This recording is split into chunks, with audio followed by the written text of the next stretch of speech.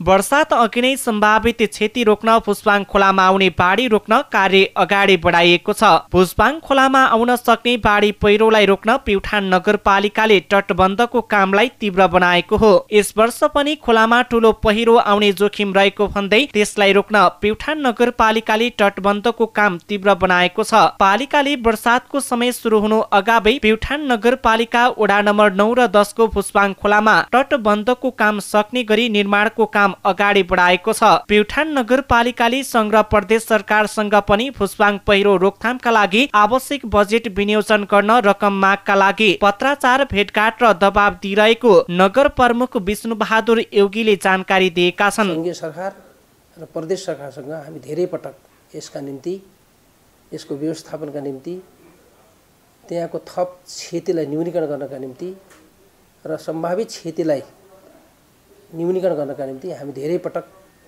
संघ प्रदेशसँग समन्वय गर्ने कोसिस गर्यौं। हामी धेरै पटक जोडिन कोसिस गर्यौं, तर अहिलेसम्म खास संघ र प्रदेश सरकारबाट यसको उचित व्यवस्थापन हुन सकिरहेको छैन। र अहिले हामी त्यसको स्थानीय सरकार र प्रदेशसँग केही कुराहरूको व्यवस्थापन गर्दै अहिले भुस्वाङ खोलाको त्यसको व्यवस्थापनका निम्ति पहिरो व्यवस्थापनका निम्ति स्थानीय सरकारले काम गरिरहेको छ। वर्षेनी खोलाले गर्ने कटानलाई नियन्त्रण गरी मरणठाना तथा बोटदेवीको बस्तीलाई सुरक्षित गर्न काम भइरहेको छ। खोलामा आउने बाढी पहिरोले बगाएर ल्याएको ढुङ्गा र माटोलाई चेकड्याम निर्माण गरी रोक्ने योजना रहेको प्युठान नगरपालिकाका उपमेयर देवेन्द्र वर्माले बताए। संघीय कार्यक्रम अन्तर्गत मल्लरानी डाँडा हुँदै ठूलो सडक निर्माण गर्दा पालिकालाई जोखिमको बारेमा जानकारी नगराई कार्य अगाडि बढाएपछि 2 वर्ष अगाडिदेखि उक्त क्षेत्रमा बाढीले क्षति गरेको हो। हालसम्म उक्त क्षेत्रको बाढी तथा जोखिम न्यूनीकरण गर्न प्युठान नगरपालिकाले करिब 1 करोड लगानी गरिसकेको छ र हामीले अहिलेसम्म 1 करोड भन्दा बढी खर्च गरिसक्यौं। त्यसलाई नियन्त्रण गर्नका लागि अहिले पनि हामी तेर्छो गरी नदीलाई तटबन्धन गर्ने र माथिबाट आउने ददैलाई माथि नै रोक्ने प्रयत्न गरिरहेका छौं र नगरपालिकाले अहिले त्यहाँ 200 वटा जाली लगाउने गरी बजेटको व्यवस्था गरेको छ।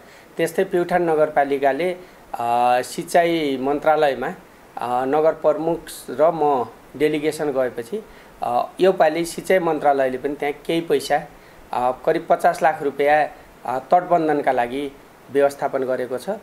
यो भुस्वाङलाई नियन्त्रण गर्नु हाम्रा लागि सबैभन्दा ठूलो चुनौती हो र सम्पूर्ण प्युठान नगरपालिकाको परिवार भुस्वाङ नदी नियन्त्रण गर्न लागि परेको छ।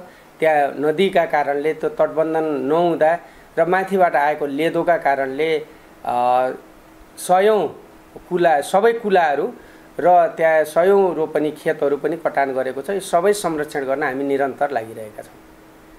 तटबन्धन निर्माण कार्यले खोला आसपासका क्षेत्र सुरक्षित रहने अपेक्षा स्थानीयको छ।